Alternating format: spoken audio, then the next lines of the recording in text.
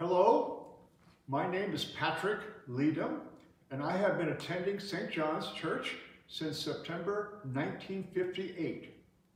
I would like to share with you from the archives the decision to vacate the 12th and Elm location. Ralph Taylor, president of the council at the time, remembered that the 12th and Elm Church became a liability in the 1930s and 1940s. There were 8 reasons. 1, the location was out of the way for the congregation which had moved to the suburban hills. Number 2, the sanctuary was drafty, expensive, and difficult to clean and maintain. 3, the deteriorating neighborhood was a security problem. Meetings had to end before darkness. Special lights were installed in the entrance halls. Counting of money in the front room, visible from the street, was stopped. 4, the women feared for their safety in coming to the church. The women's auxiliary started meeting elsewhere. 5, the main streetcar stop was at 12th and Vine, 2 blocks from 12th and Elm. The 2-block walk was an adventure in danger. 6, membership was declining. 7, there was deficit financing from the bequests. 8, the old members were dying off. The young people refused to attend, and new members were difficult to get.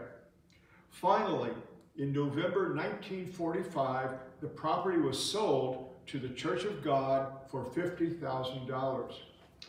After the sale, in March 1946, the church services were moved to the Hanselman Temple at Hebrew Union College in Clifton.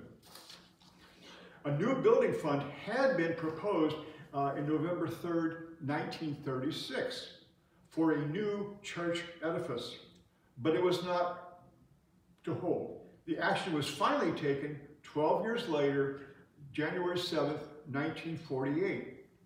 Back on October 5th, 1943, the search for a new site began.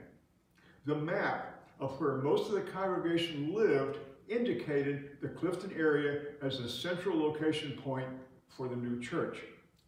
Finally, on November 22nd, 1948, the current 320 Resor Avenue property was selected as the most desirable, and an offer of $21,000 was authorized by council. The location had the advantage of being in the university district, which was what the congregation wanted. After St. John's decided to buy it, Mr. Jacob Haley surprised and thrilled the minister by offering to pay the $21,000 for the property. However, before the congregation started to build, the event of the Korean War brought inflationary times, and the cost escalated from $150,000 to $250,000. That was when the congregation voted to postpone the sanctuary, and then they could build the rest of the church for the original $150,000. On April 16th, 1951, the new bids came in at $145,843, and an architect was engaged, a Mr. William Birch, B-E-R-T-S-C-H, for a fee of $17,012. Groundbreaking was held on June 30th, 1951. Meanwhile, the services at Hanselman Temple and meetings at the Roanoke apartment building party room were providing inadequate for the restless congregation. Under Ralph Taylor's skillful direction, the new building costs were kept under budget, and only $20,000 of the $30,000 borrowed funds were needed for the building. The building was completed in the summer of 1952. The first congregation meeting was held on August 6th. The first church service was September 7th, and the dedication was held on November 23rd, 1952. With the enthusiasm of the new church home, attendance increased by 33%. Finances, including both operating and building funding, were healthy and all seemed ideal. Since the building of the sanctuary had been postponed, the church designated the crow fifer room, where we are right now, as the sanctuary. A stage was constructed back here. It was about 12 feet deep and almost as wide as the room, with steps on either side. This became the chancel for the pulpit, the minister, guests, and choir. The congregation sat in folding chairs in what was called the nave facing the chancel.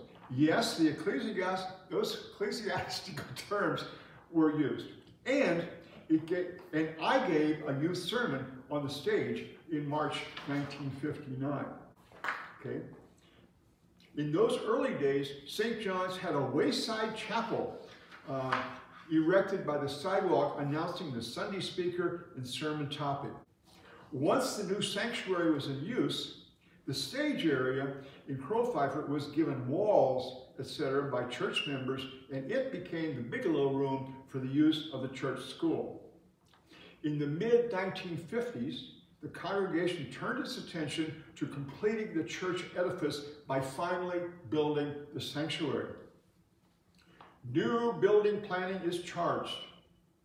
In the December 7th, 1957 council meeting, President Calvin Osborne charged the newly appointed New Building Planning Committee with the following 4 tasks. Develop plans for a new sanctuary. Investigate a parsonage for the minister.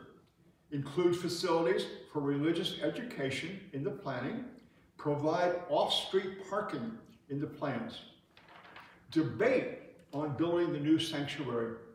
Conceiving of what the new church edifice should look like, there were 2 opposing views.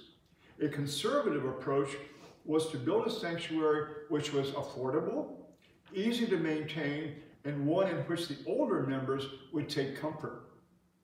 The other direction, which was advanced by a newer and younger membership, was to build a sanctuary which would be an architectural marvel, be in the forefront of church design, and be exciting still 50 years later and beyond when it was built. This younger view prevailed. As part of the forefront design, there would be steel columns, 21 in fact, which would replace the traditional spire. Then too, economies resulted from turning the sanctuary 90 degrees from the original 1951 design to parallel to the Resor Ave. Growth of the RE program. Enrollment was 68 children in January 1958. By May 1960, it had grown to 110, and the newly acquired parsonage was used for classrooms. Groundbreaking was on April 12, 1959. This was a cool, drizzly, damp morning.